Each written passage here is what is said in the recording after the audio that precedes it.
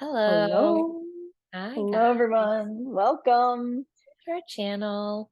The Light Yeah, Talks. thanks for joining us for Light Talks. The topic for today is going to be the vow of suffering.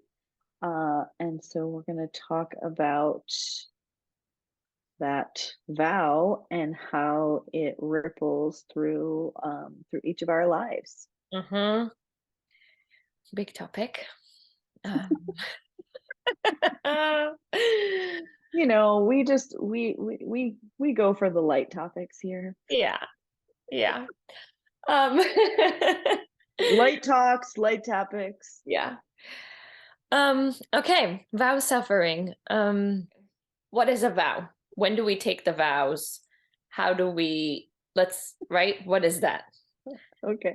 So my first awareness of of us as energy beings who come into this physical experience taking a vow was um I was probably like 18, 19, and I had just started doing energy work, and I was at a workshop and we were doing a vow of poverty. And the instructor had us feel into our first chakra, Hmm. and it was a pranic healing workshop, so we were like really working with feeling what energy feels like and how big or small, or and he had each person visualize themselves and go first chakra something like, show me my vow of poverty. And it was like this crazy, like everybody felt it, everybody had like this massive energy come out of their first chakras, and then we cleaned it up and worked on it. But that was really my first conscious experience of like, oh, we make vows as or when or before we come into this experience, whether it's I'm going to be poor, or I'm going to suffer, I'm going to have hardship in relationships, I'm going to have an easy, awesome, free flow life. I'm going to make changes in other people, like, right, we take vows before we come in. So so then the seeds of the vows are connected to soul contracts. Yes, connected to our sacred contracts. Yeah. So I think that's one type of vow. I think the other type of vow, which you started touching on, is the vows that we start making during this lifetime. Well, Mm. some could be before, right? Like as we're dying in a previous lifetime, for example, we could Mhm. go, oh my God, I'm never doing this again. Because of this experience, I'm never doing whatever this that led me to this point again. Right. Um, or I will do this differently. Some vows are made in as we're on this journey in this life, right? We see something and then we subconsciously go, oh, I vow to uh, never fall in love. I vow to never be with somebody like my grandfather.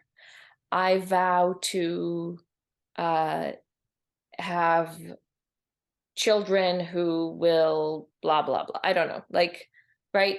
I vow to never be in this situation like my sister is. Right? We make conscious vows that are that end up being subconscious, so unconscious. So let's talk about the difference between like choice and vow, Hmm. because I think it's like I think consciously choosing something, like just say like I I'm choosing to, never be in a relationship like my sister, like as an example. Um like for me, when it comes to like vow, there's more of like a weight to a vow. It's Yeah. almost like a bowling alley lane.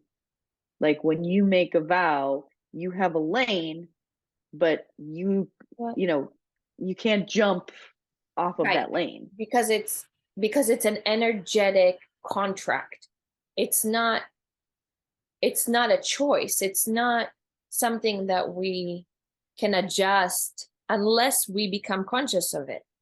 Right. Okay. Unless we Yep. bring it to the forefront and go, wait, I don't want to play in this lane. This lane Hmm. sucks. I don't actually want to even play bowling. Like, get out of here. Right? Unless we bring it to the forefront. Until then, um it's an unconscious energetic decision. And Sometimes, pattern and yeah, and pattern that pattern. can manifest Sometimes a itself. Yeah. good one, sometimes a not so good one. And we can make choices all the time, right? We can say, I will never marry somebody like my grandfather, and then we end up going and doing so. Right. Right? People do that all the time. I'll Hmm. never yell at my kids. You just yelled at your child. Right? Right. Like, yeah. Right. Yeah. So, So I think that's the thing, is that, you know, when we make these sacred contracts, most of them are in our subconscious mhm, until we bring them into our conscious awareness, and sometimes as a child, like repetitive patterns, like we've talked about, repetitive patterns in like relationships, and it could even be related to certain job experiences, or the kind of culture that you're in within, a job, work environment, school environment, whatever it is. um, and those may give you clues in terms of the vows and the contracts that you've made. mhm, yeah, And you were talking about a vow of poverty in that pranic workshop that you were yeah, talking about. Is that correct? yeah. Okay. All right. So our focus today is vow of suffering. Suffering. Um, and is there anything else you want to say about vows and as they relate to sacred contracts? Because obviously, with sacred contracts, other people can be in the mix. There can be like a person that connect with at the grocery store, or something that could be activating a lesson related to that particular vow. But is there anything else that you want to say before we Um, kind of I guess dig in a little with deeper? archetypes, each archetype is then has a role in that Hmm. vow, in that contract. Um, yeah, and so as you're working through whatever that contract is for you, for example, suffering, we look at how each archetype is then participating in that. Right. Yeah. And some participation could be neutral participation. Yeah, totally. Yeah. Yeah, Hmm. cool. Um, I would have to, just from what, we're witnessing in terms of what's happening in the world, and like in all different countries and all different areas, and um, I I would venture to say that most people on the planet right now have a vow of suffering. Yeah, I think that is probably correct. Yeah. Yeah. Um, Yeah. so, And there's, go ahead. how it's expressed Mm, um is different for everybody, right? So like for some people that vow might be expressed through self-suffering, like inflicted pain, mhm, whether it's chronic illness, um, diseases of all kinds, whether it's homelessness or addictions, um, so more of like the mental, it could be a mental, a physical, um, relationships, like abusive relationships. And then you have like the more global scale of things where communities are having this shared vow together, um, where they're all this entire community is suffering together, mhm, whether it's a religious suffering and it's embedded in their in their genes, in their DNA to suffer, right? Like my energy intuitive person always sends me because I'm Jewish. He always sends me this like video from, I don't remember the show, but they do like a bat mitzvah and they sing, remember that we suffer, remember that we suffered.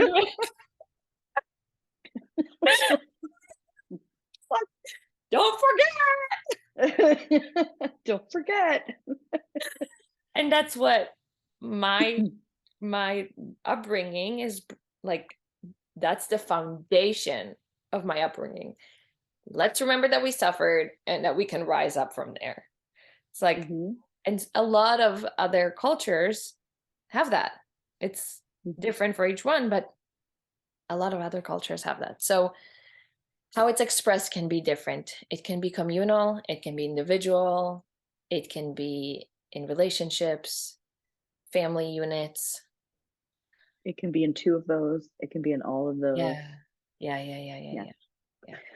So let's let's talk about, um, once you've identified a vow of suffering,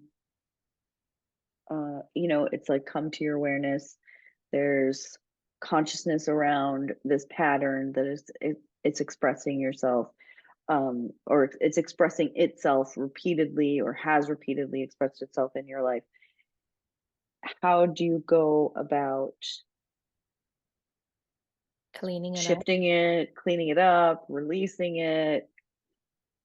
Um, okay. So I think like a lot of the other things we've spoken about before, it's seeing it first of all, right? I think that when we see it, there's already such a huge shift that takes place because you're it's the quantum thing. It's as soon as you observe something, you're immediately changing it just by observing it. Well, and it's also the shift from the subconscious to the conscious. So it's Mhm. like that awareness shift happening, and like you're saying with the quantum, it's like as soon as you do that, it's like it comes into your conscious awareness, then really is where the opportunity for transformation Yeah. becomes available. Yeah. Yeah. And there's different modalities, of course. So um sometimes in our work, um we don't need to know. Sometimes it's like you can go to that place where you made the vow. You can recognize that place and you can do it through kind of a meditative visualization practice where you go up there and you check in and you can say, I remove this vow. You can literally just say that. I remove this vow. I will no longer, I'm breaking the vow. Hmm. And that's your big second step, right? So like once the first step is being aware of it, the second step is to go in and just say, I'm no longer doing this. Okay, so I'm going to stop you there for a Yeah. second, because there's a tremendous power in breaking a vow Mhm. that has huge ramifications and ripple effects, Mhm. when you do that. And it's not always the best course of action to break the vow, Okay. right? Hang on. Yeah. So there there might be the vow Mhm. that then can be healed and transformed, and like the lesson learned, so that you can move through that lesson and move to the other side of that lesson, so that even if there is that cycle coming through, like let's just say it's like somebody who has a cycle of like abusive partners, right? Yes. Like it started in high school and continued, through college, ended up, in a marriage with somebody who was abusive, and like that that in effect was a vow of suffering. Mhm. And it doesn't mean that that vow of suffering has to be active like 100% of the time. Like there's Sure. some people who could have access to that kind of relationship in, maybe not in high school, but in college, and then going forward, they make different choices Mhm. and heal that vow so that they're not actively suffering in that cycle going forward. Yeah. So I guess for me, I would like to explore and give folks a little bit more of the nuance between when it would be appropriate to Yeah. break a vow versus when it is appropriate to go through the process of Okay. healing, like consciously healing, and you've Yeah. made that vow of suffering, and then as you're becoming conscious of it, you're no longer choosing. You're not Mhm. necessarily breaking the vow, but you're no longer choosing to suffer. You're not making choices to suffer. Hmm. Does that make sense? I think so. Um, so I think, okay, so part of what comes to me when you're saying that is it depends on how afraid you are. I love it. I love it. Fear just comes right into the vow of suffering conversation. Yeah, because it's like, what are, like you said, what are the ramifications of you breaking that vow? Mhm. Most of the time, the vows are made um, between it's our own consciousness, right? So it's like, it's made within um, that like 13 chakra The soul. community. Yeah, I mean, yeah, it's the soul with it, and then like with other souls, Mhm. right? So, So basically it's your soul in mhm. connection with your soul family. Yes, yes, yes. So, how afraid are you to then go, sorry, soul family, I am on this experience now, and I'm all of a sudden have like a clearer vision that I'm not so interested in doing this way. I'm going to change route. How afraid are you to do that? What are you afraid is going to happen if you like if you say I'm not doing this anymore? Because part of what I'm hearing you say is like, I don't have to go and tell anybody that I'm breaking it. I'm just going to go and do things differently, which is Mhm. fine. I mean, I've definitely recommended that. And right, like I think like there's a current situation where I was like, you don't have to do anything different. You just need to go live your life in the way you want to live your life. Like, Mhm. and so yes, but that there is something very important about at least recognizing, okay, I'm not going to break it fully because I don't want to hurt this, which is eventually, it's also going to hurt me. If I hurt all Mhm. these people, yes, but like I'm talking and this like comes up, right? Like, yes, but like if you think about somebody living in a very closed knit community where like, let's use the Jewish community again, just because like, um, did you watch that Unorthodox? Did you watch that?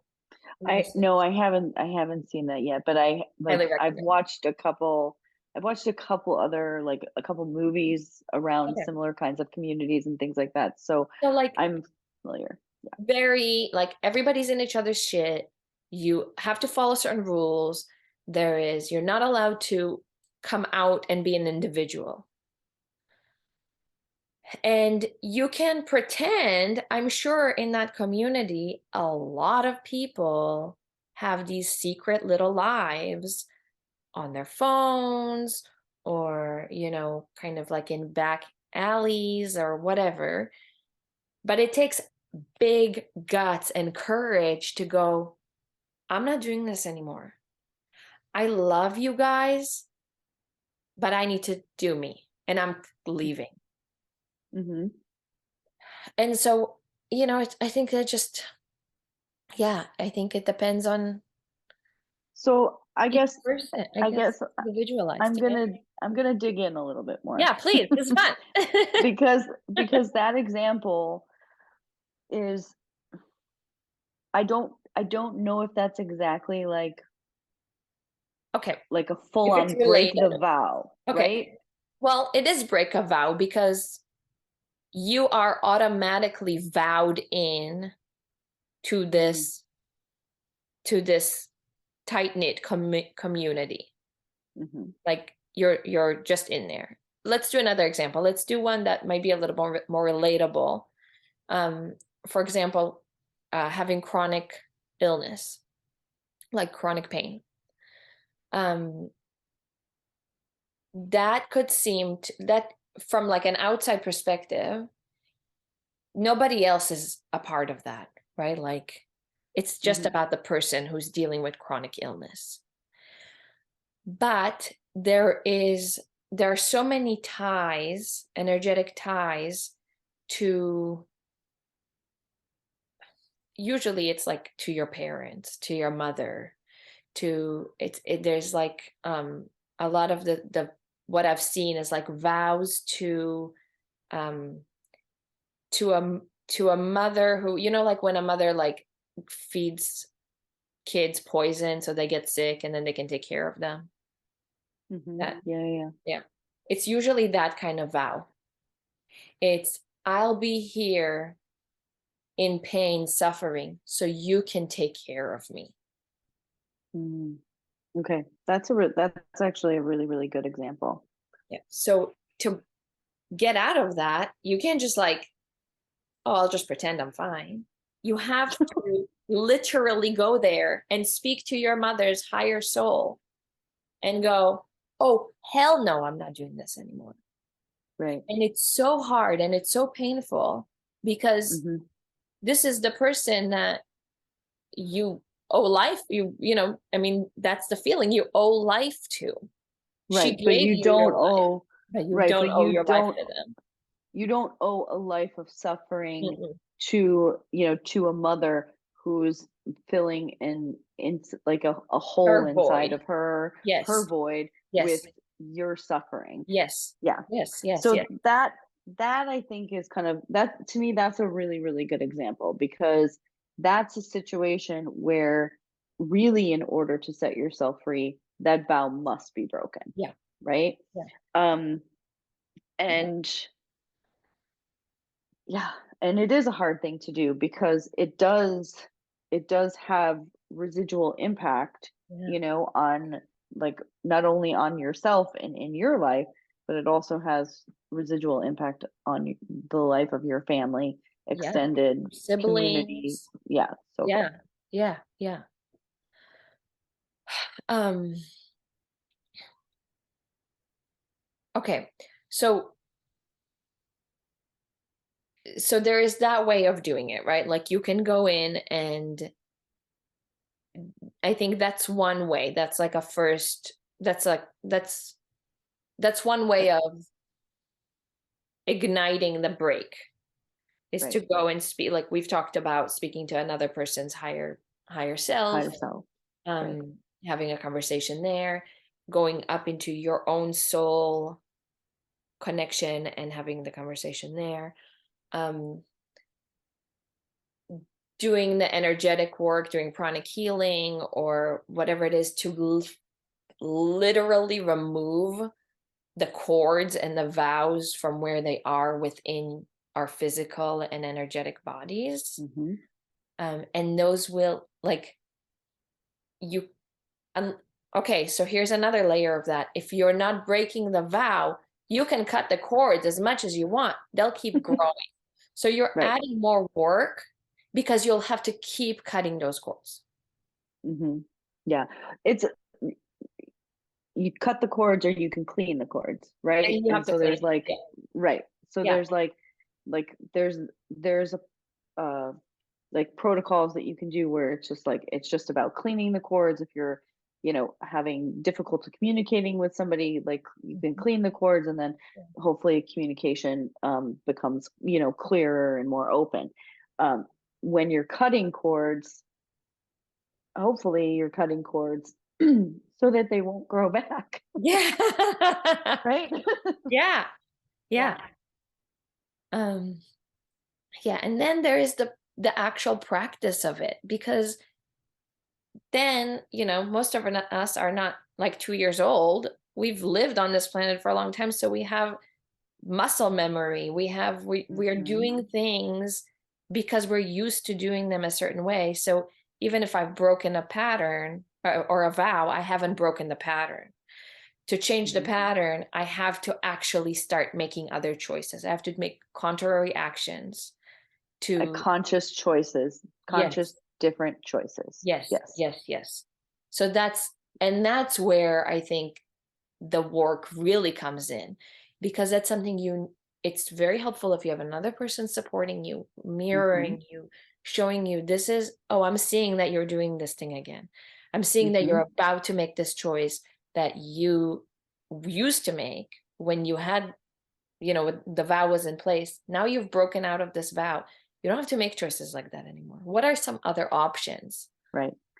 Yeah. And so I think that's part of it is you when you do when you do that, you you do need the support system around you Yeah. to support the whole entire process, Yeah. to support the protocols, to support the work, the how to, and then the changing of the patterns. Because if you don't, like, just say for example, you lived in the same family, you lived in the same community your whole entire life, those those folks are going to expect a certain way of talking, a certain language, a certain, Yeah.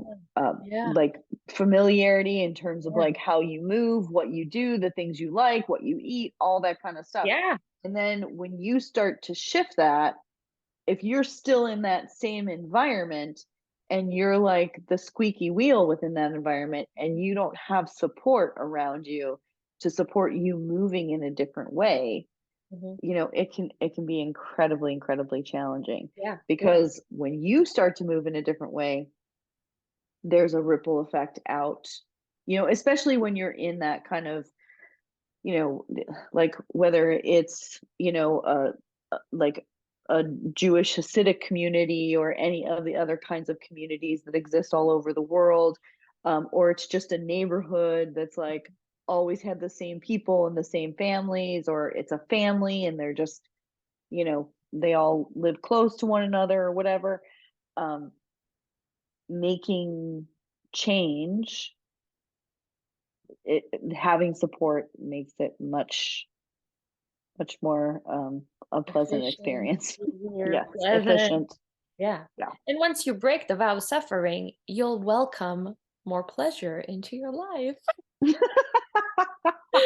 So you can accept help, and you can accept the fact that Mhm. you're allowed to have support, right? It doesn't have to be hard. It doesn't have to be that the cords keep growing and that it's painful, and that, it doesn't have to be that way. You start seeing that. Yeah, and it's like you don't have to get on the same merry-go-round. Yeah. You don't have to get on the merry-go-round of suffering Yeah. again. Yeah. It's good for a while, it's okay, and then boom, it's like suffering for a long period of time until, the cycle resets itself and you're back on the merry-go-round again. Um, Yeah. yeah, there you have it. Um, Anything else you wanna say on the vow of suffering? Um, I don't know. I mean, we could probably talk about it for another hour, but maybe it's good to do a short one. Yeah. I guess the one thing that I will say is that when we all shift our focus onto, like, away from fear Mhm. towards love Mhm. and gratitude and joy, um, we have we have the ability to have a direct impact on the amount of suffering that not only we see within our lives, but within the, within the entirety of the population Yeah. of Earth. Yeah. Cool. Yeah. All right. Well, thank you so much for joining us today on our conversation about the vow of suffering. Please make sure that you like and subscribe. And if you would like any additional information, there'll be links below the video to connect with either Dr. or myself. And yeah, and I think we're going to have a workshop upcoming that's going to be specific to archetypes. And so we'll have more information about that forthcoming. Yeah. Keep an eye out. Thanks, guys. All right. Bye. Bye.